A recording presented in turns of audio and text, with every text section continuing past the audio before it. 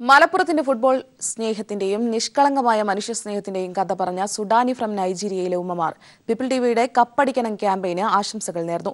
ഉമ്മവേഷത്തിലൂടെ പ്രേക്ഷക മനസ്സിൽ സ്നേഹസ്പർശമായി മാറിയ സരസ ബാലുശ്ശേരിയും സാവിത്രി ശ്രീധരനുമാണ് പീപ്പിൾ ടിവി ക്യാമ്പയിനിലൂടെ കേരള ടീമിന് വിജയാശംസകൾ നേർന്നത്.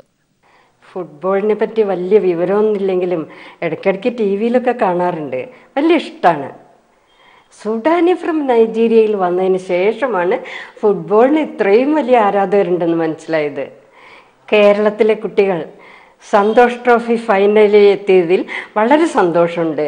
ടീമിന് സുഡാനി ഫ്രം നൈജീരിയയിലെ ജമീലയുടെ വിജയാശംസകൾ. വില വർധനവുമായി പുതിയ സാമ്പത്തിക വർഷം. ജീവൻ രക്ഷാ മരുന്നുകൾ, വിവിധ സർക്കാർ സേവനങ്ങൾ, മുദ്രപത്രം, ഭൂമിയുടെ ന്യായവില എന്നിവയുടെ നിരക്കുയരും. ഇൻഷുറൻസ് പ്രീമിയത്തിലെ മാറ്റവും ഇന്നു മുതൽ പ്രാബല്യത്തിൽ വരും. ജനങ്ങളെ ഏറെ വലയ്ക്കുക ജീവൻ രക്ഷാ മരുന്നുകളുടെ നിരക്ക് വർധനവാകും. അവശ്യമരുന്ന് വില നിയന്ത്രണ നിയമത്തിന്റെ ഭാഗമായുള്ള ലിസ്റ്റിലുള്ള മരുന്നുകളുടെ വില നിശ്ചിത ശതമാനം വരെ വർദ്ധിപ്പിക്കാൻ കമ്പനികൾക്ക് കേന്ദ്രം അനുമതി നൽകിയതാണ് വില ഉയരാൻ കാരണം. രക്തസമ്മർദ്ദം മുതൽ ക്യാൻസർ വരെയുള്ള 875 മരുന്നുകൾക്ക് 3.4% നിരക്ക് ഉയരുന്നത്. 10% വരെ കമ്പനികൾക്ക് നിരക്ക് കൂട്ടാൻ അനുമതിയുണ്ട്. സർക്കാർ സേവനങ്ങളിൽ വിവിധ വകുപ്പുകൾ, പൊതുമേഖലാ സ്ഥാപനങ്ങൾ എന്നിവയിൽ നിന്നുള്ള സേവനങ്ങൾക്കുള്ള നിരക്കുകളിൽ 5% വർധനവാണ് ഉണ്ടാകുന്നത്. വരുമാനം, ജാതി തുടങ്ങി വിവിധ സർട്ടിഫിക്കറ്റുകൾക്ക് നിരക്ക് കൂടും. കുടുംബാംഗങ്ങൾ തമ്മിലുള്ള ഭാഗപത്രത്തിന് 6.7 ലക്ഷം വരെയുള്ളവയ്ക്ക് 1000 രൂപയായിരിക്കും. അതിനു മുകളിൽ ഓരോ ലക്ഷത്തിനും 150 രൂപ വീതം വർദ്ധിക്കും. ദാനം, ധനനിശ്ചയം, ഒഴിമുറി എന്നിവയ്ക്ക് 6.7 ലക്ഷത്തിന് മുകളിൽ 200 രൂപ വീതമാകും വർദ്ധിക്കുക. പാട്ടകാലാവധിക്ക് മുൻപുള്ള പാട്ട ഒഴിമുറികൾക്ക് 1000 രൂപ മുദ്രവിലയാകും. ഭൂമിയുടെ ന്യായവിലയിൽ 10% വർധനവ് ഉണ്ടാകുക. സമ്പൂർണ്ണ സംസ്ഥാന ബജറ്റ് പാസായതോടെയാണ് നിരക്ക് വർധനവ് പ്രാബല്യത്തിൽ വരുന്നത്. മോട്ടോർ വാഹന ഇൻഷുറൻസ് പ്രീമിയത്തിലെ മാറ്റവും ഇന്നു മുതലാണ് പ്രാബല്യത്തിൽ വരുന്നത്. ഇതോടെ ഓട്ടോറിക്ഷ, ചരക്ക് വാഹനങ്ങൾ, ആഡംബര ബൈക്കുകൾ എന്നിവയുടെ തേർഡ് പാർട്ടി ഇൻഷുറൻസാണ് കുത്തനെ കൂടിയത്. 150 cc വരെയുള്ള ഇരുചക്ര വാഹനങ്ങൾക്ക് നിരക്കിൽ മാറ്റമുണ്ടാകില്ല. News bureau, Thiruvananthapuram. 2018 കേന്ദ്ര ബജറ്റിൽ അരുൺ ജെയ്റ്റ്ലി പ്രഖ്യാപിച്ച വിവിധ സേവനങ്ങളുടെ നികുതി നിരക്കുകൾ ഇന്ന് പ്രാബല്യത്തിൽ വരുമ്പോൾ പാവപ്പെട്ട രോഗികൾക്കാണ് ഏറ്റവും വലിയ ഇരുട്ടടി ഏൽക്കാൻ പോകുന്നത്. വില നിയന്ത്രണ പട്ടികയിലുള്ള 875 മരുന്നുകൾക്ക് ഇന്നു മുതൽ 3.4% വില വർദ്ധിക്കും. രക്തസമ്മർദ്ദം മുതൽ ക്യാൻസർ വരെയുള്ള മരുന്നുകൾ ഇതിൽ ഉൾപ്പെടുന്നു. 2013 അവശ്യ മരുന്ന് വില നിയന്ത്രണ നിയമത്തിന്റെ ഭാഗമായുള്ള ലിസ്റ്റിൽ ഉൾപ്പെട്ട മരുന്നുകൾക്ക് തൊട്ടുമുമ്പുള്ള സാമ്പത്തിക വർഷത്തെ മൊത്ത വ്യാപാര വില സൂചികയുടെ അടിസ്ഥാനത്തിൽ നിശ്ചിത ശതമാനം വില കൂട്ടാൻ കമ്പനികൾക്ക് അനുമതി ലഭിച്ചിരുന്നു. ഇതിന്റെ ഭാഗമായാണ് പുതിയ സാമ്പത്തിക വർഷാരംഭത്തിൽ മരുന്നുകൾക്ക് വില കൂട്ടുന്നത്. വില നിയന്ത്രണ പട്ടികയിലുള്ള 875 മരുന്നുകൾക്ക് 3.4% വില വർധനമാണ് ഉണ്ടാകുന്നത്. 2019 മാർച്ച് വരെ ആഭ്യന്തര ഔഷധ വിപണിയിൽ 3400 കോടി രൂപയുടെ വിലക്കയറ്റം പ്രതീക്ഷിക്കാമെന്ന് വിലയിരുത്തുന്നു. മലയാളികൾ 374 കോടിയുടെ വില വർധന അനുഭവിക്കേണ്ടി വരും. മരുന്നു വിപണിയിൽ കേരളത്തിന്റെ കാർഷിക വിറ്റുവരവ് 6000 മുതൽ 8000 കോടി വരെയാണ്. 684 ഇനം മരുന്നുകളാണ് നേരത്തെ വില നിയന്ത്രണ പട്ടികയിൽ ഉണ്ടായിരുന്നത്. 2016 കേന്ദ്ര സർക്കാർ ഇത് 875 ആക്കി. ഈ മരുന്നുകൾക്കെല്ലാം ഒറ്റയടിക്ക് വില കൂട്ടുകയാണ്. പട്ടികയിലെ മരുന്നുകളുടെ വില തീരുമാനിക്കാനുള്ള അധികാരം കേന്ദ്ര സർക്കാരിന്റെ കീഴിലുള്ള ദേശീയ മരുന്നുവില നിർണയ അതോറിറ്റിക്കാണ്. ക്യാൻസറിന്റെ 90% മരുന്നുകൾക്കും വില കൂടും. News bureau, Delhi. ഇന്ന് ഈസ്റ്റർ. സംസ്ഥാനത്തെ വിവിധ ദേവാലയങ്ങളിൽ ഉയിർത്തെഴുന്നേൽപ്പ് ശുശ്രൂഷകൾ നടന്നു.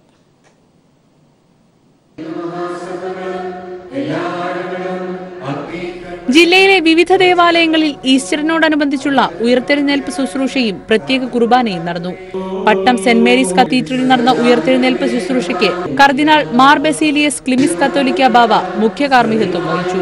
നിരവധി ഭക്തരാണ് ഉയിർത്തെഴുന്നേൽപ്പ് ശുശ്രൂഷയിൽ പങ്കെടുത്തത്.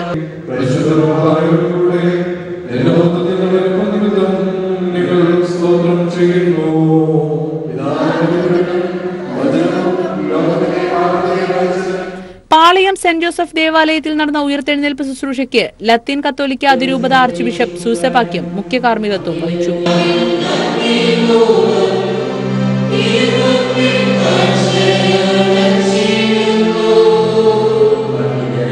ആയിരക്കണക്കിന് ആളുകളാണ് ജില്ലയിലെ പല ഭാഗങ്ങളിലായി ഉയിർത്തെഴുന്നേൽപ്പ് ശുശ്രൂഷയിൽ പങ്കെടുത്തത്. News bureau, Thiruvananthapuram. ചോദ്യപേപ്പർ ചോർച്ചയിൽ CBSEക്കെതിരെ വിദ്യാർത്ഥി പ്രതിഷേധം രാജ്യമെമ്പാടും വ്യാപിക്കുന്നു. വിദ്യാർത്ഥികൾ തുടർച്ചയായ പ്രതിഷേധം നടത്തുന്നതോടെ CBSEയെ സംരക്ഷിക്കുന്ന കേന്ദ്ര സർക്കാരും പ്രതിരോധത്തിലായി. നാളെ പാർലമെന്റിൽ ചോദ്യപേപ്പർ ചോർച്ച ഉയർത്തി പ്രതിഷേധിക്കാനാണ് പ്രതിപക്ഷ തീരുമാനം. എന്നാൽ വിഷയത്തിൽ പ്രതികരിക്കാൻ പ്രധാനമന്ത്രി ഇതുവരെ തയ്യാറായിട്ടില്ല. പരീക്ഷ നടക്കുന്നതിന് മണിക്കൂറുകൾക്ക് മുന്നേ ചോദ്യപേപ്പർ ചോർന്നെന്ന വിവരം കത്തിലൂടെ ലഭിച്ചിട്ട് നടപടിയെടുക്കാതിരുന്ന പ്രധാനമന്ത്രിക്കെതിരെയുമാണ് പ്രതിഷേധം ശക്തമാകുന്നത്. ദില്ലിയിൽ തുടങ്ങിയ പ്രതിഷേധം രാജ്യമെമ്പാടും വ്യാപിച്ചു. ചോദ്യപേപ്പർ ചോർച്ചയിൽ RSS പ്രവർത്തകർ കൂടി അറസ്റ്റിലായതോടെ BJPയുടെ പങ്കും ചോദ്യം ചെയ്യപ്പെടുന്നു. വിഷയത്തിൽ ഇതുവരെ പ്രതികരിക്കാൻ നരേന്ദ്രമോദി തയ്യാറായിട്ടില്ല. ഏപ്രിൽ 25-നാണ് എക്കണോമിക്സ് പുനഃപരീക്ഷ നടത്തുന്നത്. എന്നാൽ പുനഃപരീക്ഷ നടത്തരുതെന്നാണ് വിദ്യാർത്ഥികളുടെ ആവശ്യം. പോലീസും അന്വേഷണം ഊർജിതമാക്കിയിട്ടുണ്ട്. ചോദ്യപേപ്പർ ചോർച്ചയ്ക്ക് പിന്നിൽ വലിയൊരു മാഫിയ ഉണ്ടാകാനുള്ള സാധ്യതയും തള്ളിക്കളയുന്നില്ല. കഴിഞ്ഞ ദിവസം 3 പേരെയാണ് അറസ്റ്റ് ചെയ്തത്. വാട്സ്ആപ്പ് ഗ്രൂപ്പുകൾ കേന്ദ്രീകരിച്ചും അന്വേഷണം നടക്കുന്നുണ്ട്. ചോദ്യപേപ്പർ ചോർച്ചയിൽ ഉന്നതതല അന്വേഷണം വേണമെന്ന് ആവശ്യപ്പെട്ട് സുപ്രീം കോടതിയിൽ ഹർജിയും നിലനിൽക്കുന്നു. അതിനിടയിൽ പാർലമെന്റിൽ വിഷയം ഉയർത്തി BJPയെ കൂടുതൽ സമ്മർദ്ദത്തിലാക്കാനാണ് പ്രതിപക്ഷത്തിന്റെ തീരുമാനം. News bureau, Delhi. People impact കോട്ടയത്ത് CBSE കണക്ക് പരീക്ഷയ്ക്ക് 2 വർഷം മുമ്പുള്ള ചോദ്യപേപ്പർ നൽകിയ സംഭവത്തിൽ അന്വേഷണം ആരംഭിച്ചു. മൗണ്ട് കാർമൽ സ്കൂളിലെ വിദ്യാർത്ഥിനി അമിയ സലീമിന്റെ മൊഴിയെടുത്തു. കോട്ടയം വടവാതൂർ നവോദയ സെന്ററിൽ പരീക്ഷ എഴുതിയ അമിയ സലീമിനാണ് 2016-ലെ CBSE കണക്ക് പരീക്ഷയുടെ ചോദ്യപേപ്പർ ലഭിച്ചത്. ഒരേ കോഡിലുള്ള ചോദ്യപേപ്പർ കണ്ടപ്പോൾ പരീക്ഷാ മേൽനോട്ടം നടത്തിയിരുന്ന അധ്യാപിക സംശയം പ്രകടിപ്പിച്ചിരുന്നു. എന്നാൽ പരീക്ഷ കഴിഞ്ഞ് സഹപാഠികളുമായി സംസാരിക്കുമ്പോഴാണ് ചോദ്യപേപ്പർ 2 വർഷം മുമ്പുള്ളതാണെന്ന് അമിയ അറിയുന്നത്. എൻ്റെ കോഡിൽ മിസ്റ്റേക്ക് ഉണ്ടെന്ന് അവിടെ നിൽക്കുന്ന മിസ്സിനും തോന്നിയായിരുന്നു. കാരണം മിസ്സ് എൻ്റെ കോഡ് എഴുതാൻ വന്നപ്പോൾ 13.1 എന്നുള്ള കോഡ് വേറെ കുട്ടികൾക്ക് പിറകെ കിട്ടിയോണ്ട് അതേ കോഡ് തന്നെ എനിക്ക് കിട്ടത്തില്ലായിരുന്നു അവർ പറഞ്ഞിരുന്നു. അപ്പോൾ അവരത് അന്വേഷിച്ചായിരുന്നു. ഓരോ പിള്ളേരുടെ ബുക്ക്ലെറ്റ് ക്വസ്റ്റ്യൻ പേപ്പർ മേടിച്ച് നോക്കിയായിരുന്നു. അത് കഴിഞ്ഞ് എക്സാം കഴിഞ്ഞ് ഞങ്ങൾ 1:30 ആയപ്പോൾ ഇറങ്ങിയപ്പോൾ കുട്ടികൾ ഡിസ്കസ് ചെയ്യുന്നുണ്ട്. അപ്പം ഞാൻ സ്കൂൾ ബസ്സിൽ കയറി കഴിഞ്ഞപ്പോൾ കുട്ടികളുടെ പേപ്പർ മേടിച്ച് നോക്കിയപ്പോൾ വേറെ ക്വസ്റ്റ്യൻ ആയിരുന്നു. ചോദ്യപേപ്പർ നീക്കം ചെയ്ത ശേഷം എണ്ണ തേക്കാനായി പഴയത് തിരികെ വെച്ചതാകാമെന്നും സംശയമുണ്ടെന്ന് അമിയയുടെ ബന്ധുക്കൾ പറഞ്ഞു. അതിന് ഒരു ക്വസ്റ്റ്യൻ പേപ്പർ വലിച്ചു മാറ്റിയിട്ട് പകരം വേറെ ഏതോ ഒരെണ്ണം തിരികെ കയറിയിട്ടുണ്ട്. അത് നിർഭാഗ്യവശാൽ ഈ കുട്ടിക്കാണ് അത് കിട്ടിയിരിക്കുന്നത്. സ്കൂൾ അധികൃതരെ വിവരം അറിയിച്ചതിനെ തുടർന്ന് Mount Carmel school principal sister Nivedita CBSEയുടെ തിരുവനന്തപുരം റീജിയണൽ ഓഫീസർക്ക് പരാതി നൽകിയെങ്കിലും മറുപടി ഒന്നും ലഭിച്ചില്ല. കണക്ക് പരീക്ഷയുടെ ചോദ്യപേപ്പർ ദില്ലിയിലും ഹരിയാനയിലും മാത്രമാണ് ചോർന്നതെന്ന നിലപാടിൽ അവിടെ മാത്രം പുനഃപരീക്ഷ നടത്താനുള്ള ശ്രമത്തിലാണ് CBSE അധികൃതർ. CBSE ചോദ്യപേപ്പർ ചോർച്ചയെ കേന്ദ്ര സർക്കാർ ലാഘവത്തോടുകൂടിയാണ് കാണുന്നത്. 28 ലക്ഷത്തോളം വിദ്യാർത്ഥികളുടെ ഭാവിയാണ് ഇതോടെ അനിശ്ചിതത്തിലായിരിക്കുന്നത്. കോട്ടയത്തെ സെന്ററിൽ നടന്ന അട്ടിമറിയും ഇതിന് തെളിവാണ്. ക്യാമറാമാൻ സാംജിത് ആർപ്പുക്കരയോടൊപ്പം TP പ്രശാന്ത്. നാടിന്റെ വികസനത്തിന് ചിലർ എതിര് നിൽക്കുന്നത് ഒറ്റപ്പെട്ട മാനസിക നിലകൾ മൂലമാണെന്ന് മുഖ്യമന്ത്രി പിണറായി വിജയൻ. ഇന്നത്തെ അവസ്ഥയിൽ നിന്ന് സംസ്ഥാനത്തിന് ഏറെ മുന്നോട്ട് പോകാനുണ്ടെന്നും ഉദ്യോഗാർത്ഥികൾക്ക് നാട്ടിൽ തന്നെ തൊഴിൽ സാഹചര്യങ്ങൾ ഒരുക്കേണ്ടത് അനിവാര്യമാണെന്നും അദ്ദേഹം പറഞ്ഞു. തൃശൂർ ജില്ലയിൽ പുതുതായി രൂപീകരിച്ച കുന്നംകുളം താലൂക്കിന്റെ ഉദ്ഘാടനം മുഖ്യമന്ത്രി നിർവഹിച്ചു. വിവിധ പദ്ധതികളിലൂടെ സംസ്ഥാനത്തെ ലോക നിലവാരത്തിലേക്ക് നയിക്കാനുള്ള പരിപാടികളാണ് സംസ്ഥാന സർക്കാർ നടത്തിവരുന്നതെന്ന് മുഖ്യമന്ത്രി പിണറായി വിജയൻ പറഞ്ഞു. തുറമുഖങ്ങളും വിമാനത്താവളങ്ങളും പൊതുഗതാഗത സംവിധാനങ്ങളും ഒരുക്കുന്നതിനൊപ്പം യുവജനങ്ങൾക്ക് നാട്ടിൽ തന്നെ തൊഴിൽ ലഭ്യമാക്കാനുള്ള വൻകിട പദ്ധതികളും യാഥാർത്ഥ്യമാകേണ്ടതുണ്ട്. പരിസ്ഥിതിക്ക് കോട്ടം തട്ടാതെ ഇവ നടപ്പാക്കാനാണ് സർക്കാർ ശ്രമിക്കുന്നത്. ഏത് കാര്യത്തെയും എതിർക്കുന്നത് ഒറ്റപ്പെട്ട മാനസിക നിലയുടെ പ്രശ്നമാണെന്നും വികസനത്തിന് ഏവരും ഒറ്റക്കെട്ടായി നിൽക്കണമെന്നും പുതുതായി രൂപീകരിച്ച കുന്നംകുളം താലൂക്ക് ഉദ്ഘാടന വേദിയിൽ മുഖ്യമന്ത്രി പറഞ്ഞു. ഏത് നല്ല കാര്യത്തിനും ചില എതിർപ്പുകളൊക്കെ ഉണ്ടായി എന്ന് വരാം. അത് ഒറ്റപ്പെട്ട മാനസിക നിലയുടെ കാര്യമായി വരുന്ന പ്രശ്നം മാത്രമാണ്. നമുക്ക് ഇന്നുള്ളിടത്ത് നിന്നാൽ പോരാ, നമ്മുടെ നാടിനെ മുന്നോട്ട് കൊണ്ടുപോകേണ്ടതായിട്ടുണ്ട്. കുന്നംകുളം മുനിസിപ്പാലിറ്റിയും വടക്കൻ മേഖലയിലെ 9 പഞ്ചായത്തുകളും ഉൾപ്പെടുത്തിയാണ് തൃശൂർ ജില്ലയിലെ 7ാമത്തെ താലൂക്ക് രൂപീകൃതമായത്. ഇതോടെ സംസ്ഥാനത്തെ താലൂക്കുകളുടെ എണ്ണം 77ആയി. കടലാസ് രഹിത ഓഫീസായാണ് താലൂക്ക് പ്രവർത്തനം തുടങ്ങിയത്. സർക്കാർ ഓഫീസുകളിൽ പരാതികളുമായി എത്തുന്നവരോട് മാന്യമായ പെരുമാറ്റം ഉണ്ടാവണമെന്ന് മുഖ്യമന്ത്രി ഉദ്ഘാടന പ്രസംഗത്തിനിടെ ഉദ്യോഗസ്ഥരെ ഓർമ്മപ്പെടുത്തി. News bureau, Thrissur. രാജ്യത്ത് അധികാരത്തിലിരിക്കുന്നവരും അഭിപ്രായങ്ങൾ പറയുമ്പോൾ സൂക്ഷിക്കണമെന്ന് മന്ത്രി ജി സുധാകരൻ. ജനങ്ങൾ ആരെയും സ്ഥിരമായി അധികാരത്തിലിരുത്തുന്നില്ല. നാടിന് വികസനം ആവശ്യമാണെന്നും അതിനുവേണ്ട വിട്ടുവീഴ്ചകൾ ചെയ്യണമെന്നും സുധാകരൻ പറഞ്ഞു. കൊച്ചി കുണ്ടന്നൂർ മേൽപ്പാലം നിർമ്മാണോദ്ഘാടനം നിർവഹിക്കുകയായിരുന്നു മന്ത്രി. ദേശീയപാത വികസന കാര്യത്തിൽ ഒരു വിദഗ്ധന്റെയോ ജനപ്രതിനിധിയുടെയോ അഭിപ്രായം സർക്കാർ തള്ളില്ല. പക്ഷേ ഒരാളുടെ മാത്രം അഭിപ്രായം കേട്ട് സർക്കാരിന് മുന്നോട്ടു പോകാൻ കഴിയില്ലെന്നും മന്ത്രി ജി സുധാകരൻ പറഞ്ഞു. കൊച്ചി കുണ്ടന്നൂർ മേൽപ്പാലത്തിന്റെ നിർമ്മാണോദ്ഘാടനം നിർവഹിച്ച് സംസാരിക്കുകയായിരുന്നു മന്ത്രി. കേന്ദ്ര ഗവൺമെന്റ് കൊണ്ടുവരുന്ന നല്ല പദ്ധതികൾ നമ്മൾ സ്വീകരിക്കണ്ടേ? അപ്പോൾ അധികാരത്തിൽ വന്നവരും അധികാരത്തിൽ ഇരിക്കുന്നവരുടെ രാഷ്ട്രീയം അഭിപ്രായം പറയുമ്പോൾ സൂക്ഷിച്ചു വേണം എന്ന് മാത്രമല്ല, ഒരു സംസ്ഥാന ഗവൺമെന്റ് ഉള്ളപ്പോൾ ഡൽഹിയിൽ ചെന്നിട്ട് ഞങ്ങളിപ്പോൾ കാണിച്ചു തരാനൊക്കെ പറയുന്നത് ശരിയാണ്. എന്ത് കാണിച്ചു തരാനും എന്ത് കാണിച്ചു തരാമെന്ന് മനസ്സിലായില്ല. ഡൽഹിയിലെ ഗവൺമെന്റ് നാളെ താഴെ വീണൂടെ? എന്നാൽ ആരെന്താ കാണിക്കാനാ? ഇത് ജനാധിപത്യമല്ലേ? വളരെ സൂക്ഷിച്ച് സംസാരിക്കണം എല്ലാവരും. ആരെയും ജനങ്ങൾ സ്ഥിരമായിട്ട് എങ്ങും വെച്ചിട്ടില്ല. കുണ്ടന്നൂർ മേൽപ്പാലത്തിന് ടോൾ ഉണ്ടാകില്ലെന്നും മന്ത്രി ജി സുധാകരൻ അറിയിച്ചു. എം സ്വരാജ് MLA ചടങ്ങിൽ അധ്യക്ഷനായിരുന്നു. KV തോമസ് MP, മുൻ MP P രാജീവ്, MLAമാർ തുടങ്ങിയവരും ചടങ്ങിൽ പങ്കെടുത്തു. 701 മീറ്റർ നീളത്തിൽ 6 വരി ഗതാഗതത്തിന് അനുയോജ്യമായ രീതിയിൽ നിർമ്മിക്കുന്ന ഫ്ലൈ ഓവർ പൂർണ്ണമായും സംസ്ഥാന സർക്കാരിന്റെ ഫണ്ട് ഉപയോഗിച്ചാണ് യാഥാർത്ഥ്യമാക്കുന്നത്. 2 വർഷം കൊണ്ട് നിർമ്മാണം പൂർത്തിയാക്കാനാണ് തീരുമാനം. News bureau, Kochi. ചില കേസുകളിൽ കോടതിയിലെ വിചാരണയ്ക്ക് മുൻപ് മാധ്യമങ്ങൾ വിചാരണ നടത്തുന്നുവെന്ന് സുപ്രീം കോടതി ജഡ്ജി ജസ്റ്റിസ് കുര്യൻ ജോസഫ്. മാധ്യമങ്ങൾ കുറ്റക്കാരനാണെന്ന് വിധിച്ച ഒരാളെ കോടതി പിന്നീട് കുറ്റമുക്തനാക്കിയാൽ അത് കോടതിയുടെ കുഴപ്പമായി വ്യാഖ്യാനിക്കുന്നു. കോടതിക്ക് മുന്നിൽ തെറ്റും ശരിയുമില്ല, കുറ്റവും ശിക്ഷയും മാത്രമാണ് കോടതി തീരുമാനിക്കുന്നതെന്നും ജസ്റ്റിസ് കുര്യൻ ജോസഫ് പെരുമ്പാവൂരിൽ പറഞ്ഞു. ഇപ്പോഴത്തെ മാധ്യമ അതിപ്രസരം വെച്ച് നോക്കുകയാണെന്നുണ്ടെങ്കിൽ കോടതിയിൽ വിചാരണയ്ക്ക് മുമ്പ് തന്നെ അവരുടെ വിചാരണ കഴിഞ്ഞിരിക്കുന്നു. അപ്പൊ അവരൊരു വ്യക്തിയെ കുറ്റക്കാരനായി ചിത്രീകരിച്ച് കഴിഞ്ഞു. ആ വ്യക്തിയെ പിന്നെ കോടതി ശിക്ഷിച്ചില്ല എന്നുണ്ടെങ്കിൽ പിന്നെ കോടതിക്കായ കുഴപ്പം, കോടതിയുടെ പേരിലായ ആരോപണം. കോടതിയുടെ മുമ്പിൽ ഒരു വ്യക്തി ചെയ്ത തെറ്റും ശരിയുമല്ല, ഒരു കോടതിയുടെ മുമ്പിൽ എപ്പോഴും വരുന്നത് കുറ്റവും ശിക്ഷയുമാണ്. കോഴിക്കോട് വടകരയിൽ വിവാഹ വീഡിയോകളിൽ മോർഫിംഗ് നടത്തിയ സംഭവത്തിൽ സംസ്ഥാന വനിതാ കമ്മീഷൻ കേസെടുത്തു.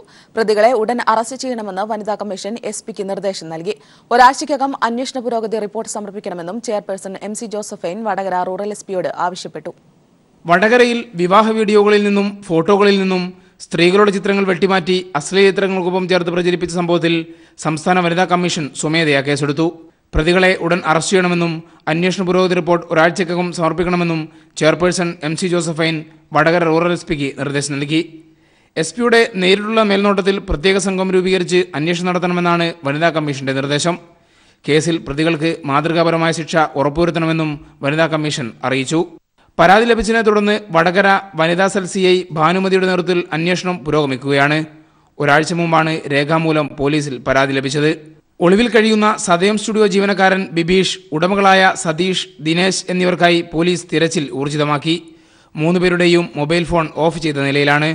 ഇവരുടെ ബന്ധുക്കൾ, സുഹൃത്തുക്കൾ വഴി പ്രതികളെ കണ്ടെത്താനുള്ള ശ്രമമാണ് നടക്കുന്നത്. മോർഫിംഗ് നടത്താൻ സാധിക്കുന്ന രീതിയിലുള്ള ഫോട്ടോകളും വീഡിയോകളും വിവാഹ വീടുകളിൽ നിന്ന് ബോധപൂർവം ഇവർ പകർത്താറുണ്ടെന്ന് പോലീസിന് വിവരം ലഭിച്ചു. ശാസ്ത്രീയ പരിശോധനയും തെളിവെടുപ്പുകളും പുരോഗമിക്കുകയാണ്. വയനാട്, ഇടുക്കി, തിരുവനന്തപുരം ജില്ലകൾ കേന്ദ്രീകരിച്ചാണ് അന്വേഷണം. സൈബർ സെല്ലിന്റെയും മറ്റ് പോലീസ് ഏജൻസികളുടെയും പ്രവർത്തനങ്ങൾ ഏകോപിപ്പിച്ചാണ് അന്വേഷണം പുരോഗമിക്കുന്നത്. News bureau, Kozhikode. Thiruvananthapuram medical കോളേജിലെ ജീവനക്കാർക്ക് ആരോഗ്യമന്ത്രിയുടെ കർശന നിർദ്ദേശം. സർക്കാർ ആശുപത്രികളുടെ പേര് മോശമാക്കാൻ ശ്രമിക്കുന്നവർക്കെതിരെ കർശന നടപടി സ്വീകരിക്കും. ജീവനക്കാരുമായി നടത്തിയ ചർച്ചയിലാണ് മന്ത്രിയുടെ നിർദ്ദേശം. മെഡിക്കൽ കോളേജിൽ ചികിത്സയിൽ കഴിയുന്ന രോഗിയോട് ജീവനക്കാരൻ അപമര്യാദയായി പെരുമാറിയ സംഭവത്തെ തുടർന്നാണ് ആരോഗ്യമന്ത്രി ജീവനക്കാരുമായി കൂടിക്കാഴ്ച നടത്തിയത്. തുടർന്ന് ജീവനക്കാർ ആശുപത്രിയിലെത്തുന്ന രോഗികളോട് പെരുമാറേണ്ട രീതിയെക്കുറിച്ച് മന്ത്രി നിർദ്ദേശം നൽകി. വാസുവിനുണ്ടായ തിക്താനുഭവം ഇനി ഒരു രോഗിക്കും ഉണ്ടാകരുത്. ഇനി അങ്ങനെയൊന്നുണ്ടായാൽ അത് കുറ്റമായി കണക്കാക്കും. സർക്കാർ ആശുപത്രിയുടെ പേര് മോശമാക്കാൻ ശ്രമിക്കുന്നവർക്കെതിരെ കർശന നടപടി സ്വീകരിക്കുമെന്നും മന്ത്രി പറഞ്ഞു. വളരെ നമ്മൾ ശ്രദ്ധിക്കണം. പ്രത്യേകിച്ച് ഗവൺമെന്റ് ഹോസ്പിറ്റലിലുള്ള എല്ലാ ജീവനക്കാരും 1-2 പേര് ചെയ്യുന്ന അത്തരം മോശം പ്രവൃത്തികൾ കാരണം ഒരു സമൂഹത്തിനാകെ ദുഷ്പേരുണ്ടാവരുത്. നിങ്ങളെ ഞാൻ വിളിച്ച് വരുത്തിയ അതാണ്. ഗവൺമെന്റ് അത് സഹിക്കില്ല എന്തായാലും. ഈ മാസം 19-ന് കാലൊടിഞ്ഞ് അഡ്മിറ്റായ വാസു എന്ന രോഗിയോടാണ് അറ്റൻഡർ സുനിൽകുമാർ മോശമായി പെരുമാറിയത്. സുനിൽകുമാർ ഇയാളുടെ വിരൽ പിടിച്ചൊടിക്കുന്നതിന്റെ ദൃശ്യങ്ങൾ വാർത്താ പ്രാധാന്യം നേടിയതിനെ തുടർന്നാണ് മന്ത്രി ആശുപത്രി ജീവനക്കാരുമായി അടിയന്തര യോഗം വിളിച്ചു ചേർത്തത്. പ്രാഥമികാന്വേഷണത്തിൽ അറ്റൻഡർ തെറ്റുകാരനാണെന്ന് കണ്ടെത്തിയിരുന്നു. ഇതിനെ തുടർന്ന് ഇയാൾക്കെതിരെ നടപടി സ്വീകരിക്കുകയും ചെയ്തു. News bureau, Thiruvananthapuram. അടിമാലിയിൽ നടക്കാനിരിക്കുന്ന കേരള NGO യൂണിയൻ സംസ്ഥാന സമ്മേളനത്തിന്റെ ഭാഗമായുള്ള കൊയ്ത്തുത്സവം കുമാരമംഗലത്ത് നടന്നു. 2.5 ഏക്കർ വയലിലെ ജൈവ നെൽകൃഷിയുടെ വിളവെടുപ്പ് ഉദ്ഘാടനം മന്ത്രി MM മണിയാണ് നിർവഹിച്ചത്. 12 വർഷമായി തരിശുകിടന്ന പാടശേഖരത്താണ് കേരള NGO യൂണിയൻ സംസ്ഥാന സമ്മേളനത്തിന്റെ ഭാഗമായി നെല്ല് കൃഷി ചെയ്തത്. ഏപ്രിൽ 29 മുതൽ മെയ് 1 വരെ നടക്കുന്ന സമ്മേളനത്തിലെ പ്രതിനിധികൾക്കുള്ള ഭക്ഷണത്തിനാവശ്യമായ നെല്ല് വിളയിച്ചതിനൊപ്പം പച്ചക്കറി കൃഷി, മത്സ്യകൃഷി എന്നിവയുമുണ്ട്. കേരള NGO യൂണിയന്റെ ഇത്തരം മാതൃക മറ്റ് ഉദ്യോഗസ്ഥ സംഘടനകളും ഏറ്റെടുക്കണമെന്ന് കൊയ്ത്തുത്സവം ഉദ്ഘാടനം ചെയ്തുകൊണ്ട് മന്ത്രി MM മണി പറഞ്ഞു. ഏതായിരുന്നാലും ഇത് NGO യൂണിയൻ മാത്രം കൈകാര്യം ചെയ്താൽ പോരാ. മുഴുവൻ ആളുകളുടെ ഒരു പരിപാടിയായി രാഷ്ട്രീയ പാർട്ടികളും കൃഷിക്കാരുടെ സംഘടനകളും എല്ലാ വിഭാഗം ആളുകളും ഒരു വെല്ലുവിളിയായി സ്വീകരിക്കേണ്ട ബാധ്യത നമുക്കുണ്ട്. 2.5 ഏക്കറിൽ നിന്ന് 4000 കിലോയോളം നെല്ല് ലഭിക്കുമെന്നാണ് പ്രതീക്ഷ. പരിപാടിയിൽ സംഘാടക സമിതി ചെയർമാൻ MM മാത്യു, യൂണിയൻ സംസ്ഥാന ജനറൽ സെക്രട്ടറി TC മാത്തുക്കുട്ടി, ജില്ലാ കൃഷി ഓഫീസർ PG ഉഷാകുമാരി തുടങ്ങി നിരവധി പേർ പങ്കെടുത്തു. News bureau, Idukki. കോടതികളിലെ പശ്ചാത്തല സൗകര്യ വികസനം പുരോഗതിയുടെ പാതയിലേക്ക് കൊണ്ടുവരണമെന്ന് മുഖ്യമന്ത്രി പിണറായി വിജയൻ പെരുമ്പാവൂർ കോടതി സമുച്ചയത്തിന്റെ ഉദ്ഘാടനം നിർവഹിക്കുകയായിരുന്നു മുഖ്യമന്ത്രി. സാമ്പത്തിക നില ഭദ്രമായതിനു ശേഷം മാത്രമേ ജുഡീഷ്യറി രംഗത്ത് വികസനം നടപ്പാക്കൂ എന്നതല്ല സർക്കാരിന്റെ നിലപാടെന്നും മുഖ്യമന്ത്രി പറഞ്ഞു. അതേസമയം വികസനത്തിന്റെ കാര്യത്തിൽ ഇടതു സർക്കാർ ജുഡീഷ്യറിക്ക് വലിയ പ്രാധാന്യം നൽകുന്നതിൽ ഏറെ സന്തോഷമുണ്ടെന്ന് ചടങ്ങിൽ പങ്കെടുത്ത സുപ്രീം കോടതി ജഡ്ജി ജസ്റ്റിസ് കുര്യൻ ജോസഫ് പറഞ്ഞു. ജുഡീഷ്യൽ ഓഫീസർമാരുടെ താമസ സൗകര്യം ഉൾപ്പെടെ കോടതികളിൽ അടിസ്ഥാന സൗകര്യങ്ങൾ വികസിപ്പിക്കണം എന്നതിൽ ആർക്കും സംശയമില്ലെന്ന് മുഖ്യമന്ത്രി പിണറായി വിജയൻ പറഞ്ഞു. ജുഡീഷ്യൽ മേഖലയിലെ ആവശ്യങ്ങൾ എന്തൊക്കെയെന്ന് മുൻഗണനാക്രമത്തിൽ ഹൈക്കോടതി മുൻകൈയെടുത്ത് അറിയിക്കുകയാണെങ്കിൽ പ്രശ്നം പരിഹരിക്കാൻ സർക്കാരിന് കഴിയുമെന്നും മുഖ്യമന്ത്രി കൂട്ടിച്ചേർത്തു. പെരുമ്പാവൂരിൽ പുതുതായി നിർമ്മിച്ച കോടതി സമുച്ചയത്തിന്റെ ഉദ്ഘാടനം നിർവഹിക്കുകയായിരുന്നു മുഖ്യമന്ത്രി. സാമ്പത്തിക നില ചെറുതിനെല്ലാം തടസ്സമായി നിൽക്കുന്നുണ്ടെങ്കിലും സാമ്പത്തിക നിലയാകെ ഭദ്രമായി തുടങ്ങേണ്ടതല്ല ഇത്തരം കാര്യങ്ങൾ എന്ന് തന്നെയാണ് സർക്കാർ ചിന്തിക്കുന്നത്. കോടതിയും സർക്കാരും ഇത്തരം കാര്യങ്ങളിൽ താൽപര്യപൂർവ്വം തന്നെ മുന്നോട്ട് നീങ്ങേണ്ടതായിട്ടുണ്ട്. പരിമിതികൾക്കുള്ളിൽ നിന്ന് പ്രവർത്തിക്കുന്നതിനാലാണ് കോടതികളിൽ കേസ് തീർപ്പ് കൽപ്പിക്കുന്നതിന് കാലതാമസം വരുന്നതെന്ന് ചടങ്ങിൽ അധ്യക്ഷനായിരുന്ന ഹൈക്കോടതി ചീഫ് ജസ്റ്റിസ് ആന്റണി ഡൊമിനിക് പറഞ്ഞു. കോടതികൾ അതിൻ്റെ പരിമിതികൾക്കുള്ളിൽ പ്രവർത്തിക്കുമ്പോൾ നമ്മുടെ നാട്ടിൽ കാലതാമസം ഒരു ഇന്നൊവേറ്റബിൾ ഈവിളായിട്ട് തുടരുന്നു എന്നുള്ളത് ഒരു യാഥാർത്ഥ്യമാണ്. അതേസമയം മുഖ്യമന്ത്രിയുടെ നിലപാടിനെ പിന്തുണച്ചുകൊണ്ടാണ് ചടങ്ങിൽ പങ്കെടുത്ത സുപ്രീം കോടതി ജഡ്ജി കുര്യൻ ജോസഫ് സംസാരിച്ചത്. ജുഡീഷ്യറിയിൽ നിക്ഷേപം നടത്തുമ്പോഴുള്ള നേട്ടം തിരിച്ചറിഞ്ഞ സർക്കാരാണ് LDF സർക്കാരെന്ന് ജസ്റ്റിസ് കുര്യൻ ജോസഫ് പറഞ്ഞു. ജുഡീഷ്യറിയിൽ ഇൻവെസ്റ്റ് ചെയ്താൽ എന്താ കിട്ടുക? ഒന്നും റിട്ടേൺ ഇല്ല. റോഡിൽ ഇൻവെസ്റ്റ് ചെയ്താൽ കിട്ടാനുണ്ട്, വേറെ എവിടെ ഇൻവെസ്റ്റ് ചെയ്താലും കിട്ടാൻ. ജുഡീഷ്യറിയിൽ ഇൻവെസ്റ്റ് ചെയ്താൽ ഇതൊരു തെറ്റിദ്ധാരണയാണ്. ഇവർക്ക് ഈ സർക്കാരിന് നമ്മുടെ എല്ലാ ഈ ജുഡീഷ്യറിയിലുള്ള ഇൻവെസ്റ്റ്മെന്റിന്റെ റിട്ടേൺ എന്താണ് മനസ്സിലാക്കാൻ സാധിച്ചു എന്നുള്ള കാര്യത്തിൽ അതിയായ സന്തോഷമുണ്ട്. മന്ത്രിമാരായ AK ബാലൻ, G സുധാകരൻ, ഹൈക്കോടതി ജഡ്ജിമാരായ K സുരേന്ദ്രമോഹൻ, CK അബ്ദുൾ റഹീം തുടങ്ങിയവരും ചടങ്ങിൽ പങ്കെടുത്തു. News bureau, Kochi.